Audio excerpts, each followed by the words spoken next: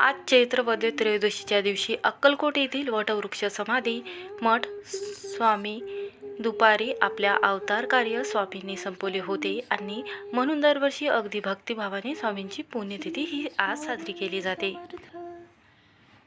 भाविक भक्त अनन्य भावाने भक्ती करणाऱ्या भक्तांच्या सदैव पाठीशी राहत असतात आणि एक वचन त्यांना देत असतात की नेहमी भिवू नकोस, मी तुझ्या पाठीशी आहे. तू जेवढी सेवा करत राहील. अभिवचन देणाऱ्या श्री स्वामी समर्थ महाराजांची आज शनिवारच्या दिवशी सेवा कंती करायची आहे.